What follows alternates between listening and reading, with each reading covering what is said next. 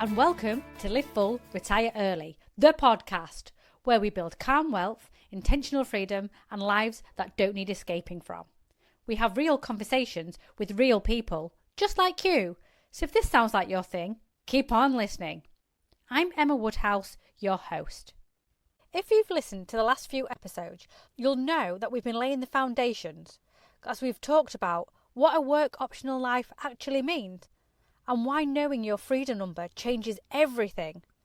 But today's episode is about protecting that system. Or put it another way, today's episode is about protecting your financial operating system. Because yeah, you can earn more, you can budget better, you can invest smarter. But if money is quietly leaking out of the system every single month, you'll always feel like you're running uphill.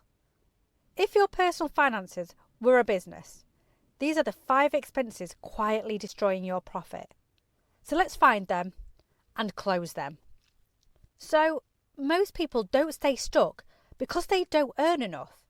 They stay stuck because their money is leaking quietly every single month. Not in big dramatic ways, but in small, ordinary, everyday ways that feel completely normal. It's a slightly nicer car, a few subscriptions that you barely notice, a takeaway because you're tired, interest payments you've accepted as just part of life. Individually, none of these seem like a big deal, but together, they quietly keep people broke, stressed, and wondering why their finances never move forward. So today, we're going to talk about the 5 expenses that quietly destroy your cash flow. And more importantly, how to close those leaks so your money can start building momentum instead of disappearing every month.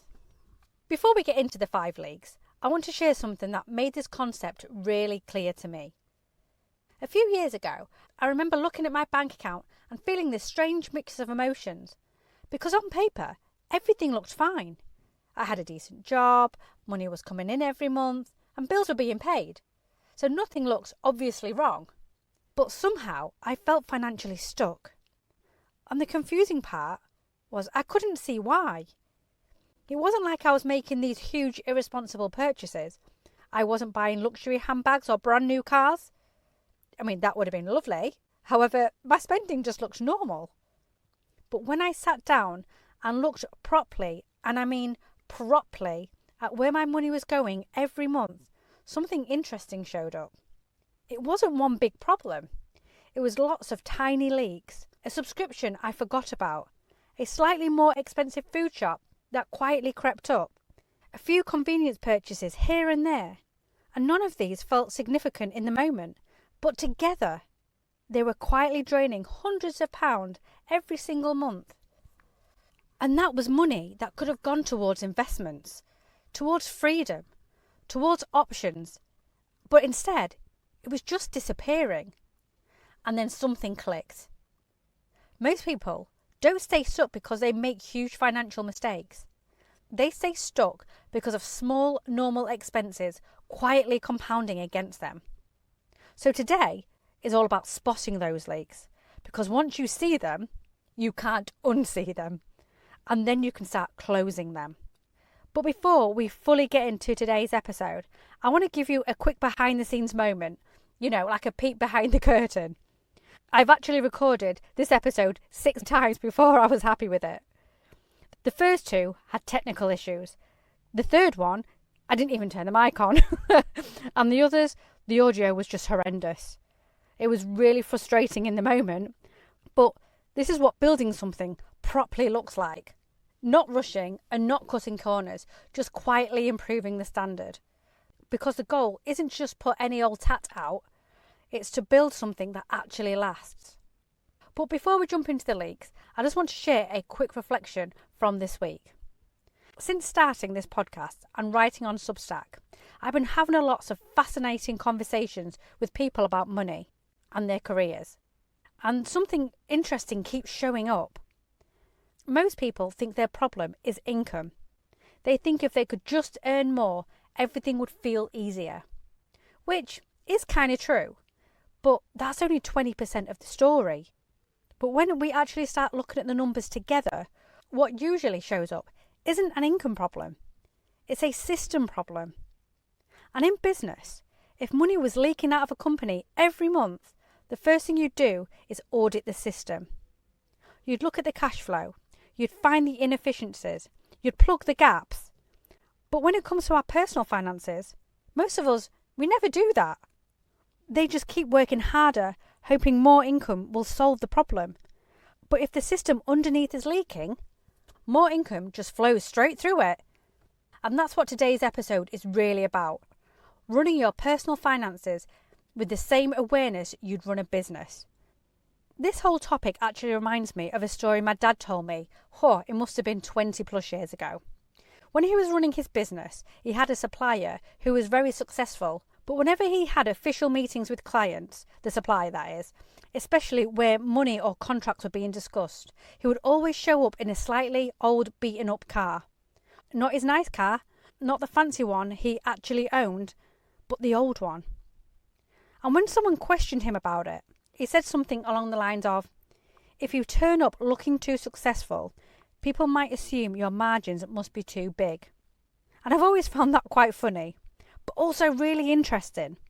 Because if he had turned up to a corporate meeting in somewhere like Canary Wharf, where perception and signalling matter in a different way, it probably wouldn't have worked. In that environment, people might assume the opposite, that you're not successful, that you're not credible. So this isn't a rule, it's just context. But the principle underneath it is what matters, because it highlights something about money that we don't talk about very much.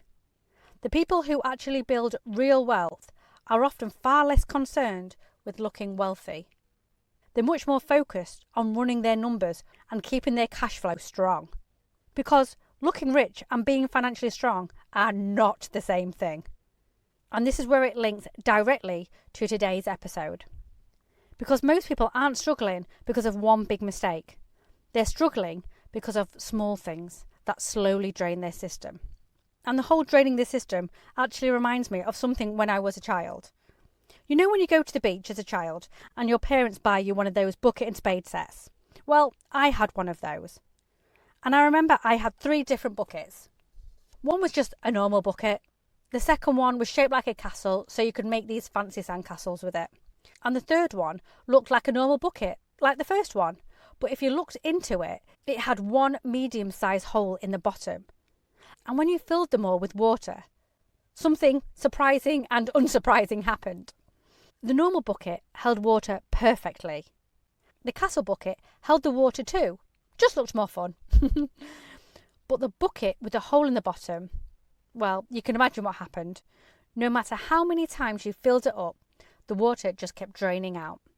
You could keep running back and forth to the sea, filling it again and again, but it would never stay full. And that's actually how a lot of people's finances work. They keep adding more income, working harder, earning more. But if the system underneath it has holes in it, the money keeps draining away. And that's exactly what today's episode is about. Finding the holes and closing them. So let's start with the first one. Leak number 1, lifestyle creep. This one gets almost everyone. You earn a bit more, so your car gets a little bit nicer. Your food shop gets a bit fancier. You find yourself shopping in M&S or Waitrose when Aldi and Lidl were perfectly fine. And your treats become more regular. These are nothing extreme, and nothing that feels irresponsible, but a slightly upgraded version of your life. And somehow, you're still skint. Because lifestyle creep doesn't feel like a bad decision. It feels like a reward. So telling yourself, you've worked hard for this, I deserve this, it isn't even that much. And in isolation, it isn't. But lifestyle creep is sneaky, because it doesn't hit you all at once. It shows up slowly, quietly, in the background. And before you realise it, every pay rise you ever get is already spent. So instead of your income improving your future, your lifestyle just expands to absorb it. So you stay exactly where you are. And most people don't get richer when they earn more. They just get more expensive. Leak 2. Subscriptions you don't use. It's $9.99 here, $12.99 there, $6.99 for something that you might use one day. Individually, again, they're harmless. Together, a silent monthly tax on your future.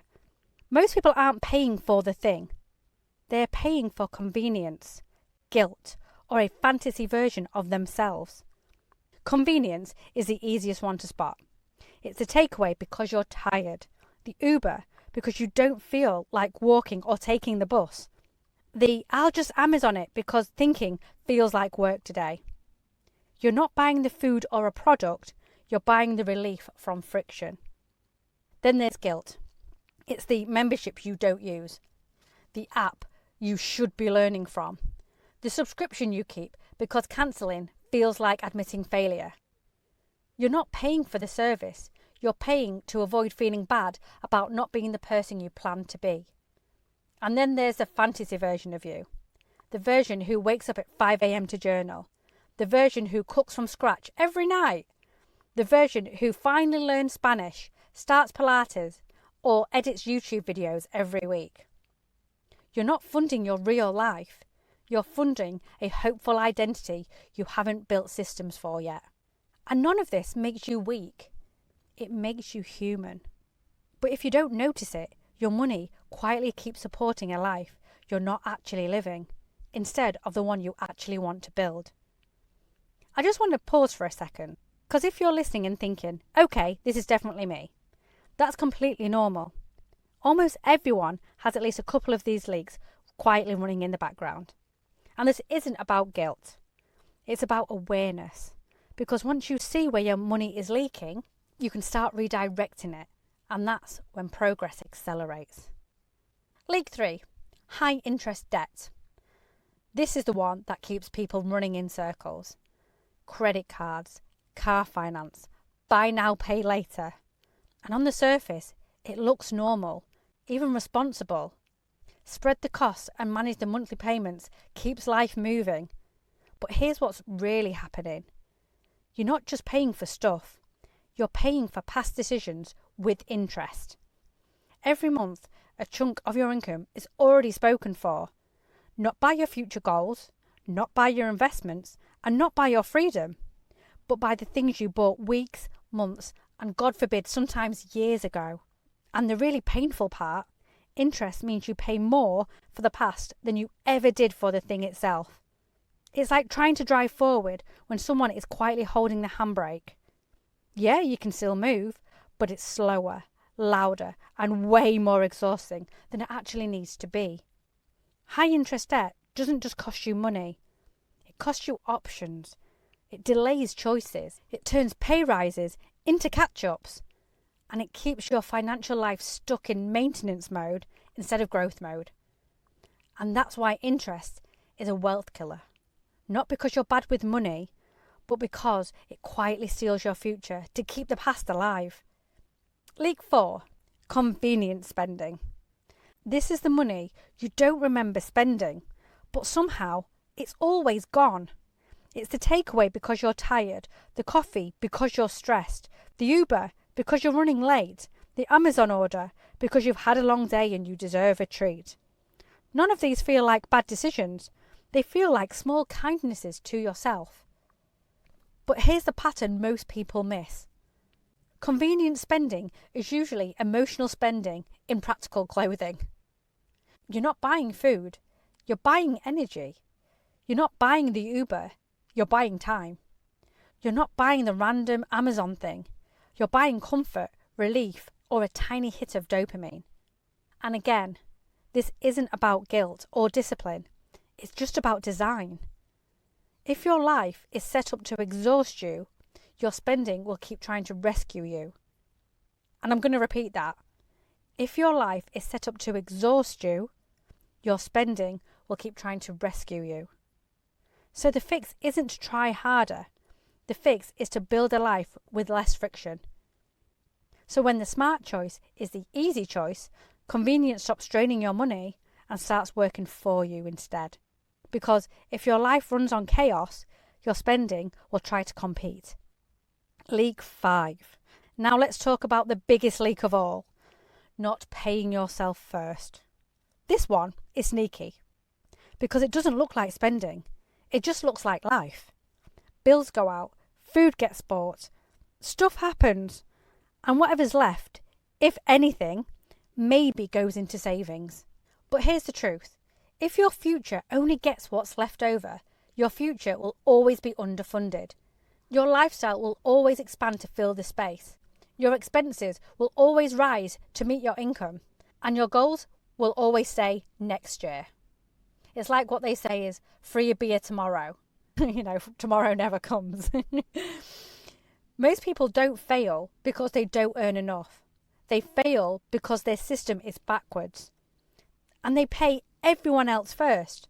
The landlord, the bank, the shops, the subscriptions, and then they pay themselves last, if at all. So paying yourself first flips the entire game.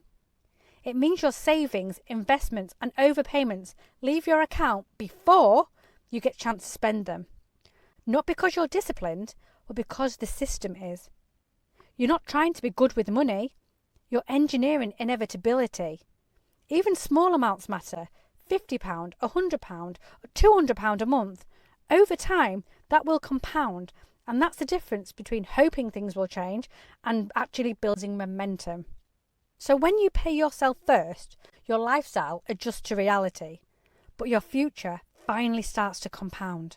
You don't build wealth with what's left. You build it with what you prioritise. So remember, if your finances feel stuck, even with decent income, it's not usually because you're bad with money. It's because your financial system has leaks. And today, we've covered 5 of the most common ones. Lifestyle creeps, quietly absorbing every pay rise. Subscriptions, draining money in the background. High interest debt, pulling income backwards. Convenience spending, reacting to how your life is currently set up. And not paying yourself first, leaving your future constantly underfunded. And individually, none of these seem like a big deal. But together, they quietly slow everything down. So the goal isn't to be perfect.